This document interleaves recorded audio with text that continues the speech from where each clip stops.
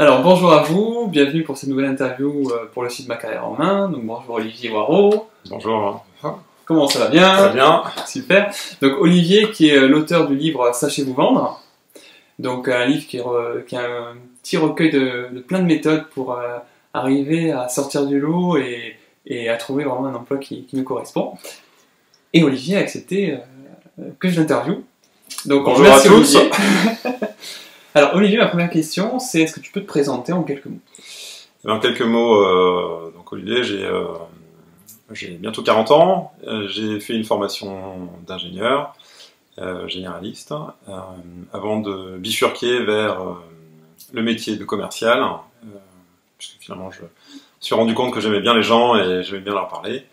Et du coup ça a été un petit périple pour changer de formation et d'où l'idée du livre pour que ça puisse servir à d'autres personnes. Cool, merci Olivier. Ouais, donc du coup Olivier, voilà, tu connaissais rien au commercial, c'est ça, et tu as réussi à passer de... Tu faisais quoi dans du bureau d'études, c'est ça? C'était bureau d'études où je faisais de la gestion de projets sur des projets industriels. Donc il est complètement changé de carrière, comme quoi la reconversion, c'est possible. Alors, deuxième question, c'est Olivier, comment faire pour identifier ce que l'on aime faire? Eh bien, ça c'est une vaste question. Et puis les réponses peuvent être temporaires. On peut trouver pour une certaine période une idée et puis après une autre. J'avais une certaine lassitude dans mon métier d'ingénieur quand je l'exerçais, mais je ne savais pas trop quoi faire. J'avais suivi finalement les rails. Alors, ma famille, on disait voilà, tu vas faire ingénieur, donc on suit les rails, on suit, jusqu'au moment où voilà, on se dit mais mince, qu'est-ce que je fais? Je commence à m'ennuyer un petit peu. Voilà. Et je me posais éternellement cette question, sans pour autant trouver facilement de réponse, en me disant bah, voilà, c'est ça que je veux faire, pompier, pilote de ligne ou j'en sais rien.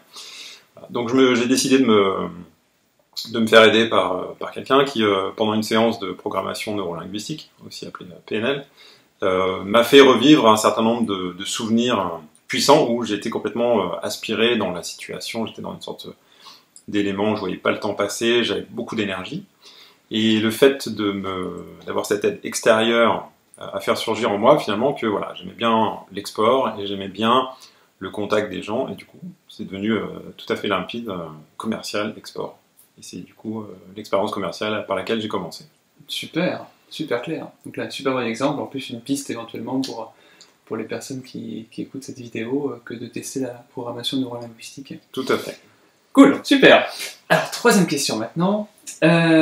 Olivier, comment faire un CV qui marche vraiment? Alors, déjà, il faut savoir qu'un CV, c'est lu en quelques secondes. Donc, c'est un peu comme un journal. Il faut des gros titres et puis des sous-titres. Et puis, ça suffit. Par rapport, moi, quand j'ai candidaté pour être commercial, je ne savais pas tous les codes des commerciaux. Notamment, il y en a un que je ne savais pas, qu'on m'a donné, qui est il faut beaucoup de chiffres. Des pourcentages, combien d'actions on a fait, le pourcentage de réussite, etc. Peu importe que vous soyez dans un métier commercial, que vous prétendez un métier commercial ou à toute autre chose, les chiffres ont cette capacité de retenir l'attention et de laisser une trace dans la mémoire des gens. Et du coup, je vous recommande, peu importe ce que vous faites, que ce soit du secrétariat ou que ce soit un métier d'ingénieur, d'avoir des chiffres. Voilà, j'ai fait, je sais pas, tant de lettres de relance, le pourcentage de réussite des relances c'est 30%, etc. Ça permet de fixer et donner une impression d'action et de dynamique, et qui, elle, du coup, va retenir l'attention de la personne.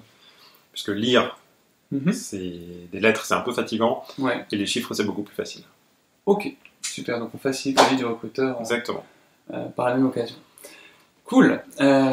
Donc, question suivante, celle-là je l'ai retenue, c'est comment faire une lettre de motivation aussi qui fasse mouche. Alors, lettre de motivation. Donc, déjà, il faut savoir une chose, c'est qu'aujourd'hui, les lettres de motivation sont de moins en moins utilisées. Vous regardez sur les sites pour rechercher des jobs, en général, ils vous demandent plus forcément de lettres de motivation. Ça peut être une lettre de référence, ou ça peut être plutôt un CV finalement. D'accord. Si pour autant ils vous le demandent, ou même si dans une partie commentaire, il y a une petite partie commentaire, Moi, ce que je faisais, je voulais éviter le sempiternel. J'ai fait telle formation, votre entreprise, elle est géniale, et si, ensemble, demain, nous pouvions faire quelque chose de mieux. Voilà. Que je faisais, et sans grande conviction.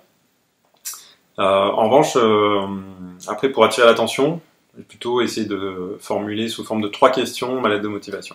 Donc, je reprenais la description du poste, j'essayais de savoir un petit peu qu'est-ce qui me semblait important, et je formulais, voilà, est-ce que vous recherchez un commercial qui peut développer la partie export, par exemple? Est-ce que vous cherchez quelqu'un qui soit rigoureux et organisé, ou quelqu'un qui... Et à chaque fois, sous chaque question, je donnais une information sur l'expérience qui pouvait répondre à cette question. Voilà. De manière à ce que ça soit interactif et que ça soit pas le sempiternel. J'ai fait une belle formation et je suis sûr que je peux vous apporter quelque chose. Ouais, le grand classique qu'on retrouve partout. Exactement. Je me rappelle, juste pour l'anecdote, les premières fois où je postulais, c'était ça, et c'était pour moi un enfer que de rentrer dans ce moule qui ne me correspondait pas, donc merci pour tes solutions alternatives. Question suivante, c'était du coup, on a envoyé le CV, la négociation, comment faire une fois qu'on est pris en entretien d'embauche pour réussir? Donc, vous avez été convié à l'entretien. Donc maintenant, il va falloir convaincre. Alors, l'erreur la plus commune, moi, ma stratégie, quand je suis sorti pourtant d'une grande école, c'était, tu te présentes en 2 minutes et puis tu réponds gentiment aux questions. Ouais, j'ai vu la même. Voilà. Et du coup, ça ne marche pas. Ça ne marche pas, ou ça peut marcher quand vous sortez de l'école, mais derrière, surtout si vous souhaitez faire quelque chose que vous n'avez pas fait, faire une reconversion, etc., les gens attendent plus. Ils veulent un certain nombre de garanties. Donc pour éviter de se laisser embarquer dans une zone où vous n'êtes pas forcément à l'aise, puisque personne n'a le CV parfait, l'idée c'est de prendre la main sur l'entretien d'une certaine manière, en posant des questions.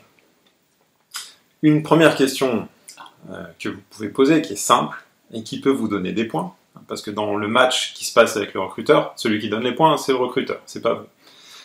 Mais ce qui est important, c'est lui qui donne les points, pas vous qui dites « je suis bien placé pour ce poste », mais que lui le dise. Donc la première question, c'est « merci monsieur le recruteur de me recevoir. J'aimerais juste savoir pourquoi vous avez décidé de me recevoir. » D'accord. Ça c'est intéressant parce qu'il va devoir dévoiler finalement ce qu'il apprécie dans votre CV. Et du coup, c'est des points que vous mettez dans votre escarcelle. Donc, ça. Ensuite, ce qui est important, la philosophie de l'entretien, c'est que vous posiez des questions pas pour prendre la main, mais pour bien comprendre finalement de quoi il a besoin. Pourquoi est-ce qu'aujourd'hui, il cherche un commercial qui va avoir telle et telle caractéristique? C'est quoi les situations auxquelles il est confronté dans sa vie de tous les jours? Donc, essayer de creuser pour avoir des cas concrets qui se passent, et aujourd'hui qui lui posent problème. D'accord? Et donc finalement, dans son cadre, lui, il a besoin de quelqu'un qui soit très autonome, parce que juste avant, il avait quelqu'un qui ne prenait pas d'initiative, et dans un marché concurrentiel, si on ne prend pas d'initiative, on n'arrive pas à vendre, etc. Donc, poser des questions pour creuser et bien identifier, voilà, il a besoin de quelqu'un qui soit autonome, qui parle anglais, et puis, j'en sais rien, qui connaisse le milieu du bâtiment. Voilà, vous savez les 3 choses qui sont très importantes pour lui. Maintenant, comment vous allez lui prouver et lui donner d'une certaine manière un échantillon de cette capacité. Donc, soit vous avez l'expérience, ça fait 10 ans que vous êtes dans le bâtiment, rien qu'à votre langage, il saura que vous le connaissez. Voilà. Soit, un petit peu comme moi, j'étais quand j'ai voulu opter pour commercial, j'avais 0 expérience comme commercial. Et du coup, je n'arrivais pas à... Les gens me disaient, c'est bien, vous êtes motivé, mais vous n'avez pas d'expérience. Donc comment sortir de cette situation-là? Et ça m'a pris un petit peu de temps, parce que j'ai reçu au moins 5-6 fois cette objection, et sur laquelle je n'arrivais pas. Donc je me suis dit, pensez à Albert Einstein qui disait, la folie c'est de refaire toujours la même chose en s'attendant à un résultat différent. Donc, qu'est-ce que je peux changer? Du coup, je me suis dit, mais finalement, qu'est-ce qu'on attend d'un commercial? On attend qu'il prenne des initiatives, qu'il ait des informations, etc. Donc, je me suis dit, mais pourquoi j'appellerais pas les clients pour savoir, voilà, qu'est-ce qu'il pense de la boîte, qu'est-ce qu'elle doit améliorer, quels sont ses points forts, ses faiblesses, et en tant que commercial, si j'intègre, ça doit être quoi mon plan de bataille. Ok. Donc j'ai cherché sur Internet, aujourd'hui c'est assez facile avec des réseaux comme LinkedIn ou autres. J'ai identifié un certain nombre de cibles que j'ai contactés et que j'ai interviewés. D'accord. Et du coup, pendant l'entretien, quand le recruteur m'a dit que je n'avais pas l'expérience nécessaire, je lui ai dit que bien sûr c'était vrai, mais que s'il voulait savoir ce que ses clients pensaient de lui, je pouvais lui en donner un petit échantillon. Du coup, pendant l'entretien, c'était un peu culotté, mais au bout d'un moment, avec les refus, on devient de plus en plus culotté, et l'entretien a complètement basculé, et ça m'a permis de décrocher le poste. Voilà. Super. Et donc je pense que finalement, c'est pas lié au métier de commercial du tout. C'est lié à finalement un peu la même manière que vous allez acheter un parfum, vous aimez bien l'essayer avant de l'acheter. Voilà. Donc c'est la même chose, c'est un échantillon. Donc ça peut être sous forme d'un rapport que vous faites en interviewant des experts du domaine. Je pense que tu as eu d'ailleurs cette expérience-là avec quelqu'un que tu as accompagné. Oui, tout à fait. Tu peux en dire un mot aussi. Avec plaisir. Oui, donc j'ai accompagné une jeune fille du nom de Kautar. Et donc Kautar avait un parcours de commercial, n'avait pas fait de grande école de commerce. Et quand elle allait en entretien, on lui disait, écoutez madame, j'ai des gens qui sortent d'école de commerce, déjà pourquoi je devrais vous choisir vous? Et en plus, vous n'avez même pas d'expérience dans les achats. Enfin, franchement, voilà, pourquoi vous postulez? Du coup, moi, je lui ai conseillé de faire quelque chose que les autres ne feraient pas, donc en suivant les conseils d'Olivier notamment. Je lui ai dit, interview des acheteurs, et comme ça, tu fais un rapport et tu auras plus de connaissances que tous les autres candidats. Donc c'est ce qu'elle a fait. Elle a interviewé 3 acheteurs, et du coup, elle a obtenu des informations sur c'était quoi les processus pour valider les fournisseurs, et c'était quoi la tendance en termes d'achat de cosmétiques bio pour les 3-5 prochaines années. Et avec ça, du coup, quand elle allait en entretien, elle est tombée face à la directrice de l'entreprise, qui était une start-up qui vendait des cosmétiques bio, et elle a présenté le rapport à la directrice. La directrice s'est mise à côté d'elle sur son ordinateur, et toutes les deux, elles se sont retrouvées un petit peu comme si elles étaient collègues de travail, et elle a eu le poste, donc on peut la féliciter parce que franchement, elle a fait du bon travail, bravo Kautar, et voilà, elle commence fin août son travail sur Paris. Donc en quoi ça paye. Exactement, et c'est donc pour quel que soit le métier finalement, voilà, pensez à quel est le petit échantillon que vous pouvez donner qui va dire waouh, c'est pas que du blabla. Super, cool, merci Olivier. Alors, question suivante, qui revient souvent, c'est comment fait-on pour négocier son salaire? Alors, négocier son salaire. Donc la première négociation, c'est pas avec le recruteur. Ah, c'est-à-dire? C'est avec soi-même. Ok, mais comment ça? Parce que beaucoup de gens, et moi le premier, j'étais pas vraiment à l'aise avec cette question de l'argent, de par tradition culturelle, familiale et autres. C'était une sorte de tabou. Donc le conseil que je peux donner, du coup, pour améliorer son rapport à l'argent, c'est de savoir se positionner. Et du coup, pour avoir des points de repère, finalement, le conseil que je peux donner, c'est d'interviewer des gens qui font le métier que vous avez, qui ont une expérience, on va dire, similaire, et de leur poser la question, leur dire, voilà, finalement, aujourd'hui, comment le salaire est décomposé, combien vous gagnez, est-ce qu'il y a une partie fixe, une partie variable, quels sont ce qui est associé au poste. Voilà.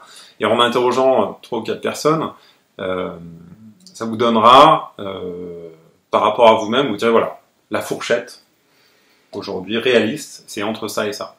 Et du coup, vous aurez des repères, vous vous sentirez plus à l'aise, et puis quand vous verrez le recruteur, vous pourrez lui dire, voilà, j'ai interrogé des personnes du domaine, là, aujourd'hui, la fourchette, c'est entre ça et ça. Qu'est-ce que vous me proposez? Voilà. Et du coup, ça permet de un petit peu démystifier cette partie salariale, vous vous sentez plus à l'aise, et donc, le recruteur, voilà, il verra que vous avez fait le job, et du coup, je pense que ce sera beaucoup plus simple pour discuter, éventuellement négocier. D'accord, donc ça revient quelque part à connaître son environnement, pour après pas être en position de je voudrais demander parce que je sais pas, mais du coup voilà ce qui se fait aujourd'hui, voilà qu'est-ce que vous me proposez, et comme ça c'est limite c'est le recruteur qui doit faire en sorte de tomber dans les clous quelque part. Exactement. où vous savez, voilà, vous savez si c'est de vous entuber ou si c'est un salaire entre guillemets correct. Voilà. Et un dernier conseil par rapport au salaire, c'est de ne pas aborder la question vous directement. Pourquoi? Pourquoi? Eh bien, si l'intérêt, c'est de laisser, la question du salaire, c'est l'expression de l'intérêt manifeste du recruteur. Ça veut dire quoi? Ça veut dire que s'il n'en parle pas, c'est qu'il n'est pas intéressé par vous. D'accord. Mais au moins vous le savez. Ok. S'il parle du salaire, c'est que potentiellement il est intéressé. D'accord. Voilà. Donc, je vous invite à savoir la fourchette de salaire du milieu, mais d'attendre que ce soit lui qui prenne l'initiative sur cette partie-là. S'il ne le fait pas, ça veut dire que vous n'avez pas bien réussi à le vendre, il n'est pas convaincu que vous soyez la bonne personne, mais ça vous évite de rester sur une illusion et vous pouvez passer à l'étape. D'accord, c'est l'information. Exactement. Voilà. Super. Merci Olivier. Je t'en prie. Alors, il nous reste 2 questions. La suivante, c'est comment réussir sa prise de poste? Comment réussir sa prise de poste? Une question très intéressante, surtout pour moi quand j'ai démarré ce boulot de commercial qui finalement j'avais surtout lu dans des bouquins. Voilà, la seule règle que je me suis donnée, c'est observe les bons et note tout ce qu'ils font, ce qu'ils disent, les questions qu'ils posent, les remarques qu'ils font, quelles sont leurs habitudes, etc. Donc j'avais un fichier Word ouvert en permanence sur mon PC, dans lequel à chaque fois que je voyais tel ou tel avoir une attitude, poser une question, agir de telle ou telle manière, je le notais, de manière à pouvoir m'imprégner des bonnes pratiques, et ça de manière quasiment à plein temps quand j'étais dans l'entreprise. D'accord. Voilà. Et au bout de 6 mois, je me suis aperçu que voilà, j'avais à peu près capté les différentes habitudes, et du coup, et que je les avais intégrées moi-même. C'est génial. Donc c'est regarder ce qui marche et s'en inspirer. Exactement. Voilà. Cool, super. Et du coup, dernière question. Alors Olivier, si tu avais un conseil à donner à une personne qui est en recherche d'emploi, donc qu'elle soit en poste ou pas en poste, quel serait ce conseil? Alors, je dirais que le conseil qui me semble le plus important, on va dire, le premier conseil, c'est de se dire que finalement, c'est possible de changer. Voilà. Souvent, quand on est dans des rails et qu'il n'y a pas une opportunité qui se présente et que tout n'est pas facile, ben, on se dit c'est difficile. Et finalement, la partie sur laquelle il faut passer le plus de temps, c'est la partie définition de la cible. Finalement, qu'est-ce que j'ai envie de faire? Dans quelles conditions de travail je me sens bien? Qu'est-ce qui est important? Qu'est-ce qui me fait vibrer, etc. Et une fois que vous avez pu identifier ces valeurs, ce contexte dans lequel vous vous sentez bien pour donner le meilleur de vous-même, ça c'est 95% du boulot. D'accord. Et ensuite, les 5% restants, c'est un peu de pratique, un peu de méthode, etc., un peu d'imagination pour créer la surprise. On va dire qu'une fois que vous savez ce que vous voulez, on va dire que la loi de l'attraction, c'est-à-dire que quand vous voulez apporter quelque chose au monde, le monde va d'une certaine manière vous aider à accomplir cette mission-là. Et du coup, on va dire que cette partie-là est relativement facile. D'accord. On prend un temps qui est beaucoup plus court que la partie, voilà, qu'est-ce que j'ai envie d'apporter. D'accord. C'est vraiment prendre le temps de réfléchir à nos valeurs, à l'environnement de travail qui nous correspond, etc. Exactement. Et une fois que ça s'est verrouillé, là après, c'est beaucoup plus simple, une fois que ça c'est clair, de dérouler les démarches pour trouver un emploi qui correspond à ces valeurs. Tout à fait. Super. Bien, écoute, merci beaucoup Olivier. Je t'en prie. Et puis merci à vous de nous avoir écoutés jusqu'à la fin, hein, c'est que ça vous a intéressé. Et puis je te dis peut-être à une prochaine fois Olivier. Avec plaisir. Merci. À bientôt. Au revoir. Au revoir.